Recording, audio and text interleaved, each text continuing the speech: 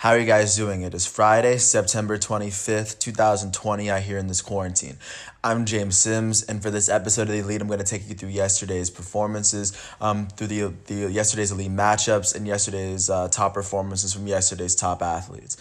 So first, I'm going to take you out to the Western Conference Finals yesterday, and in Game 4 of the Western Conference Finals series between the top seed Los Angeles Lakers and the 3 seed Denver Nuggets, the Los Angeles Lakers were able to win 114-108 very comfortably over the Denver Nuggets, placing the Denver Nuggets at a 3-1 deficit for the third straight series of the 2020 playoffs. They were down 3-1 to the Jazz and came back. They were down 3-1 to the Los Angeles Clippers in round 2.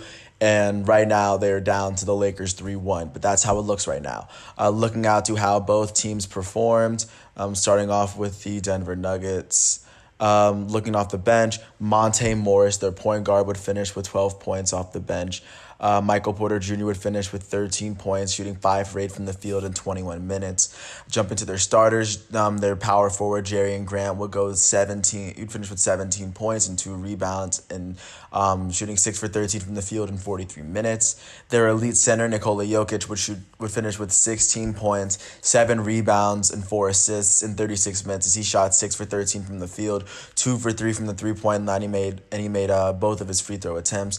And their elite point guard, Jamal Murray, would finish with 32 points in 45 minutes. He also had 8 assists as well as he shot 12 for 20 from the field, over 3 from the three-point line, and he made all 8 of his free throw attempts on the game. Looking out to how the Los Angeles Lakers did, their center off the bench, their point guard off the bench, Rajon Rondo, would finish with 11 points, 5 rebounds, and 7 assists as he shot 4 for 6 from the field. Kyle Kuzma, their young power forward out of Utah, finished with 10 points as he shot 4 for 11 from the field in 19 minutes. Out of their starters, Kentavious Caldwell-Pope, their guard, finished with 13 points and a couple of rebounds as he went 5 for 12 from the field. Their center and possible future Hall of Famer, Dwight Howard, finished with 12 points and 11 rebounds as he shot 5 for 6 from the field and made 2 of his 3 free throws on the night. And LeBron James, their elite GOAT-level small forward, he'd finish with 26 points, 9 rebounds, and 8 assists, and no turnovers in 38 minutes as he shot 7 for 18 from the field, 1 for 3 from the three-line. He made 11 of his 14 attempts. And the top scorer of the night would be Anthony Davis, the Los Angeles Lakers elite power forward. He finished with 34 points, 5 rebounds, 3 assists, and 3 steals in 41 minutes as he shot 10 for 15 from the field. He would also shoot 1 for 3 from the three-point line, and he made 13 of his 14 free throw attempts for the night. And like I said, with this win, the Los Angeles Lakers are currently leading this series 3-1. They are 1 win away from LeBron James clinching his 10th NBA Finals series. But looking out to what's going on tonight, and it'll be Game 5 of the Eastern Conference Finals between the 5th seed Miami Heat and the 3rd seed Boston Celtics. The Miami Heat lead this series 3-1 after going up 3-1 with the win over the Celtics a couple days ago. But the Celtics are going to try to make it even as the Miami Heat are 1 game away, and they could be the first team out of the 4 remaining teams to clinch a spot in the NBA Finals. This could be the Boston Celtics' last game of the season, and after tonight, there could be 3 teams left. Really quickly, jumping out to the WNBA bubble just to show you what's going on in IMG Academy, because I think that's where that bubble is. The Seattle Storm are able to beat the Minnesota Lynx 89-79 behind Brianna Stewart, 17 points, 8 rebounds, and 7 assists, showing why she's one of the best players in the world. Damiris Dantas would have 23 points and 7 rebounds for the Lynx. It just wouldn't be enough. Big win for the Seattle Storm as they take a 2-0 lead. And going to Game 3, the Connecticut Sun were able to beat the Las Vegas Aces 77-68. That was their second win of that series, and they will carry that on to their next games. But Alyssa Thomas would lead the way. She had 23 points and 12 rebounds, while 2020 WNBA MVP Aja Wilson would finish with 20 points and 12 rebounds. The Sun lead that series 2-1 as the Storm lead the Lynx 2-0. Both series don't continue until Sunday. It'll be Game 4 between the Las Vegas Aces and the Sun on ESPN at 1 o'clock, and at 3 o'clock it'll be Game 3 between the Seattle Storm and the Minnesota Lynx. As I believe the Connecticut Sun are one win away from clinching this series, and the same can be said of the Seattle Storm. And really quickly, looking out to tonight, it'll be Game 4 of the Stanley Cup Final between the Dallas Stars and the Tampa Bay Lightning after the Lightning beat the Stars 5-2 a couple of days ago. It'll be a very big game tonight. With this win, the Tampa Bay Lightning can move to one game away from winning the series, or the Dallas Stars can even it and tie the series at two. As that series continues. But also really quickly, I'm going to jump out to the MLB just to show you what's been going on. Right now it is February, so we are starting to approach the last series of the season for a lot of teams, as there are a lot of teams that have clinched playoff spots and there are teams that are still fighting. Starting out in Washington, the defending World Series champs took on the New York Mets, and the Mets were able to beat them 3-2 last night in 9 innings. Patrick Corbin would pick up the loss for the Nationals. He allowed 3 earned runs in 7 innings pitched, striking out 3 batters on the day. Looking out for them, their elite right fielder Juan Soto would go 1 for 3 as he walked on the day. Their third baseman Josh Harrison would go on to finish 2 for 2 with an RBI on the day. He'd be one of their better hitters on the day. Looking out to New York, it will be David Peterson who picked up his win, who's now 6-2 on the season. He allowed 1 earned run in 7 innings pitched, striking out 4 batters on the day. For them, their designated hitter J.D. Davis would go 2 for 5. Their left fielder Dominic Smith would go 3 for 5 on the day. Their elite first baseman Pete Alonso would go 1 for 4 with a walk. Their second baseman, future Hall of Famer Robinson Cano, would go 2 for 5 with a run on the day. And then their catcher, Robinson Chirinos, would go 2 for 4 with 3 RBIs and a run. He hit his 4th home run of the season, and with this win, the New York Mets are now 26-31. With this loss, the Washington Nationals are now 23-34 on the season.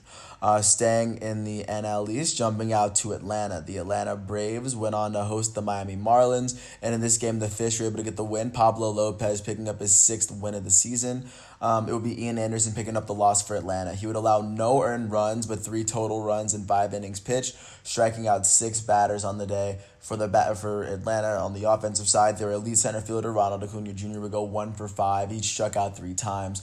Their elite first baseman Freddie Freeman went 0 for 3 as he walked once and struck out once. Their elite second baseman Ozzie Albies will finish 0 for 3 as he walked and struck out. And not much going for the Atlanta Braves offense, but their shortstop Dansby Swanson will go 1 for 3 with a couple of RBIs, the only 2 RBIs for the Braves. Looking out to Miami, Pablo Lopez would allow 0 earned runs in 5 innings pitched, striking out 6 batters on the day. Their designated hitter Jesus Aguilar would finish 2 for 4 with an RBI and a run. He hit his 8th home run of the season. He had a big game for them, and their second baseman John Berthe would go 3 for 4 with 2 RBIs on the day. With this win, the Miami Marlins are now 29-28, and they're still fighting for a playoff spot. With this loss, the Atlanta Braves are 34-23, but they've already clinched the division completely, I believe, right now. Jumping out to the American League, the Toronto Blue Jays went on to host the New York Yankees, and they were able to beat them at home. Hyunjin Ryu would pick up his 5th win of the season, but it would be Montgomery who would pick up the loss for the Yankees. Their starting pitcher Jordan Montgomery would allow 3 earned runs in a little over 5 innings pitched, striking out 8 batters on the day. Their first baseman, Luke Voit, would go 2 for 5 on the day. Their elite designated hitter, Giancarlo Stanton, would go 0 for 3. He walked and struck out. Their elite shortstop, Gleyber Torres, would go 0 for 3 as he walked. Their third baseman, Gio Urshela would finish 2 for 4 with an RBI on the day. And then their elite right fielder, Aaron Judge, would pinch hit as he finished 0 for 2 on the day. He struck out. And then looking out to Toronto, Hyunjin Ryu would allow no earned runs in 7 innings pitched, striking out 4 batters on the day. Looking out to how their hitters finished, their center fielder, Randall Grichuk, would go 2 for 4 with a run. Their elite first baseman, Vladimir Guerrero Jr., would go 3 for 4 with an RBI and 2 runs. He hit his 8th home run of the season last night. With this win, the Toronto Blue Jays are now 30-27, and with this loss, the Yankees are 32-25. Jumping out to Boston, the Boston Red Sox hosted the Baltimore Orioles and lost 13-11. The win would go to Baltimore starting pitcher Alex Cobb. He would allow 1 earned run in 7 innings pitched, striking out 4 batters. Looking at how Boston hit on the day, they had no batters that had more than 1 hit on the day. Even Jackie Bradley Jr. would finish with a run on the day as he went 1 for 4, but he was the only player to score a run for the Red Sox. Looking out to the Orioles, their second baseman, Hanser Alberto, will go 2 for 4 with 3 RBIs and a run. He had a very big game for them as well. Their right fielder, Austin Hayes, he would finish 3 for 5 with an RBI and 3 runs. He would hit his second home run of the season. Their first baseman, Pat Vallejo, would go 3 for 5 with an RBI and 3 runs. He hit his eighth home run of the season. Their third baseman, Rio Ruiz, would finish 3 for 5 with 2 RBIs and 3 runs. I mean, like I'm still going because they're just having an amazing game. And then their shortstop, Ramon Urias, would finish 3 for 4 with 2 RBIs and 2 runs. With this win, the Baltimore Orioles are 24-33 on the season, and with this loss, the Boston Red Sox are 22-35. Jumping out to the Central, starting off in Pittsburgh, the Pittsburgh Pirates took on the NL Central leading Chicago Cubs and were able to beat them 7-0. The win would go to Chad Kuhl, the starting pitcher for the Pittsburgh Pirates. He would allow 0 earned runs in 7 innings pitched, striking out 5 batters on the day. For Chicago, their elite shortstop Javier Baez would go 0 for 2 with a strikeout on the day. Not much going for their offense. They got completely blanked, only held to 2 hits on the day. For Pittsburgh, their second baseman Adam Frazier would go 2 for 5 with 2 RBIs and a run. He hit his 7th home run of the season. Their designated hitter Colin Moran would go 3 for 3 with an RBI and 2 runs. He hit his 9th home run of the season, and he also hit a double. He was a triple away from a cycle. Their first baseman, Josh Bell, would go 1 for 3 with 2 RBIs and a run. Josh Bell would hit his 8th home run of the season. Their center fielder, Brian Reynolds, he'd go 3 for 4 with an RBI and 2 runs. He had a pretty big game. He now has 6 home runs on the season. He hit his 6th home run last night. With this win, the Pittsburgh Pirates are 18-39, and with this loss, the Chicago Cubs are 32-25. Jumping out to Cleveland, the Cleveland Indians hosted the Chicago White Sox as the Indians were able to beat them 5-4 at home. Thanks to a big 7th inning where the score was tied at 1, the White Sox made it 4-1, but then the Cleveland Indians would score 4 runs in the 7th inning to give them the win. It will be Zach Plesac getting the start for the Cleveland Indians. He would allow 4 earned runs with 7 strikeouts on the day. And then Cali Gold would make the start for the Chicago White Sox. He would allow 1 earned run in 6 innings pitched, striking out 3 on the day. Looking at how Chicago hit, their right fielder, Nomar Mazara, will go 1 for 3 with 2 RBIs on the day. He had a pretty big game for the White Sox. Looking at how Cleveland did, their elite shortstop, Francisco Lindor, would go 0 for 3 with a walk on the day. Their second baseman, Cesar Hernandez, would go 3 for 4 with 3 RBIs and a run. Their third baseman, Jose Ramirez, would go 2 for 3 with 3 RBIs on the day. And with this win, the Cleveland Indians are 33-24. With this loss, the Chicago White Sox are 34-23. Jumping out to Kansas City, staying in the American League Central, the Kansas City Royals were able to beat the Detroit Tigers 8-7 last night. The Tigers made an attempt to come back, but they just simply didn't do enough. This was a bullpen outing from both teams, but looking at how Detroit hit, their center fielder Victor Reyes would go 2 for 4 with 2 runs on the day. Their shortstop Willie Castro would go 3 for 5 with 3 RBIs and 3 runs, as he would hit his 6th home run of the season. Their future Hall of Fame designated hitter Miguel Cabrera would go 3 for 5 with 3 RBIs and a run, as he has 10 home runs on the season now.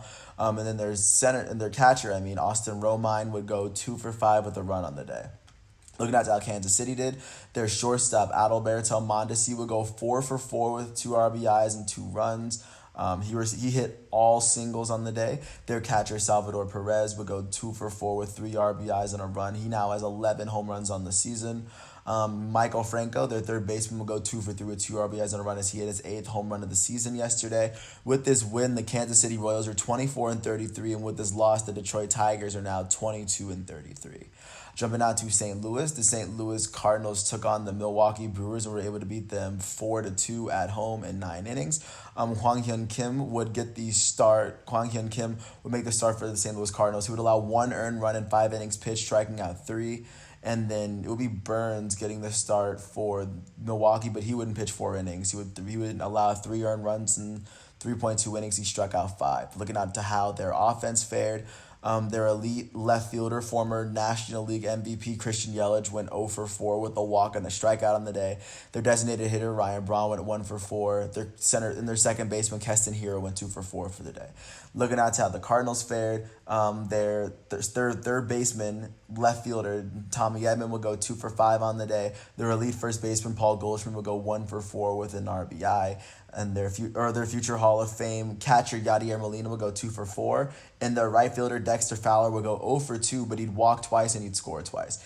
And then also there's their center fielder Dylan Carlson would go 2 for 4 with 3 RBIs and a run as he hit his third home run of the season.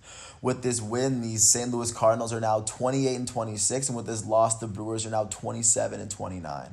Taking it out to the West, last but not least, starting in San Francisco, the Giants took on the Rockies, and the Rockies were able to beat them in the 11th inning. Game-winning RBI would eventually go to Raimel Tapia, who would help his team score on a sacrifice fly. Garrett Hampson would be the one who scored the winning run.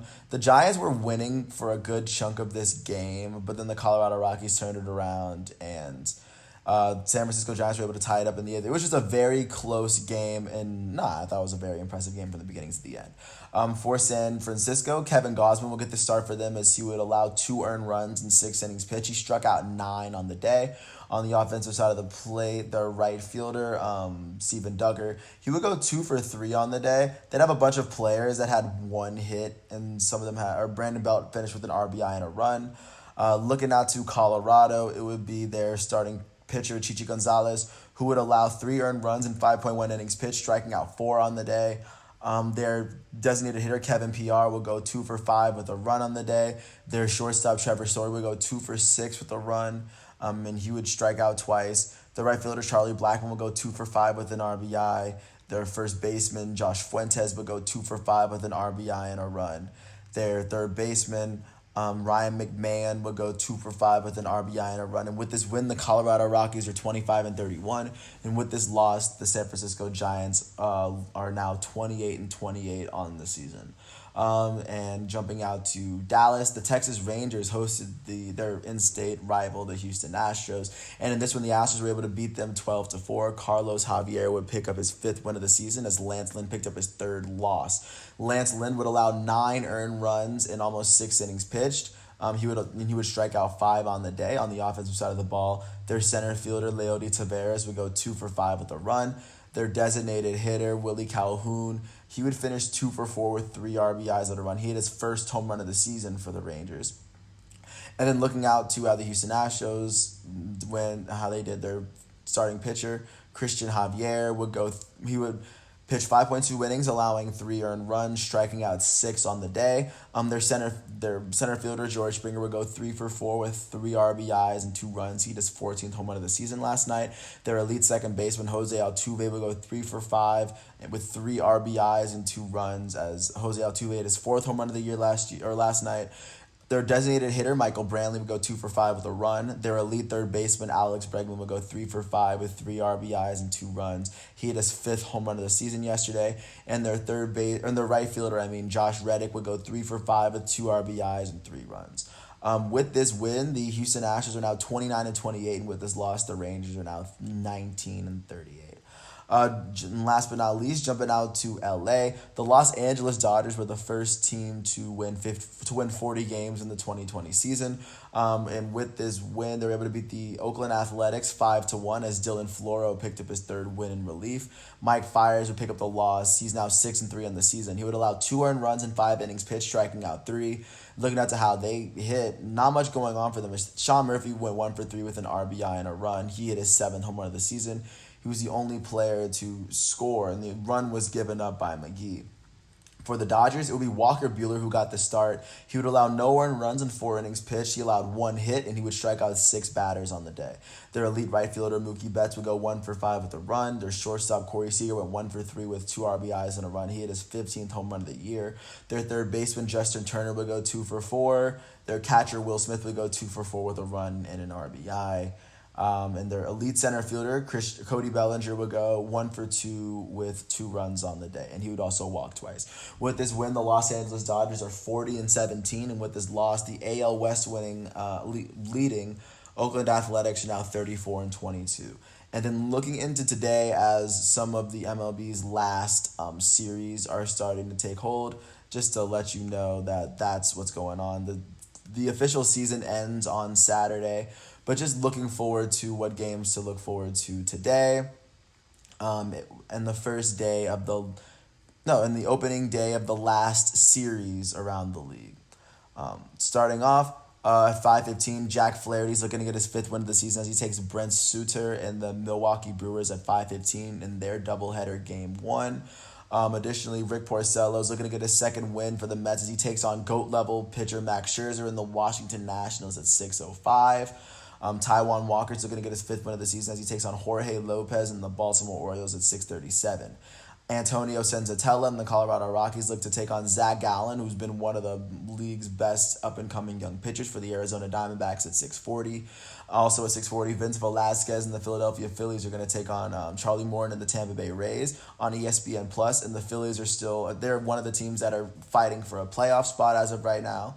One of the other teams, the Miami Marlins, are taking on the New York Yankees at 7:05. It'll be Sandy Alcantara for Miami facing off against J.A. Happ of the Yankees. At 7:10, Chris Mazza of the Boston Red Sox is going to take on Kyle Wright of the Atlanta Braves after Kyle Wright's brilliant performance a few days ago in his last start.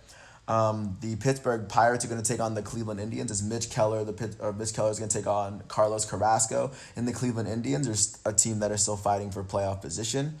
Also at 7:10, it'll be the first matchup of the doubleheader between the San Diego Padres and the San Francisco Giants. In the first matchup, it'll be Dinelson Lamet versus Tyler Anderson. And of course, the Giants are fighting for playoff position.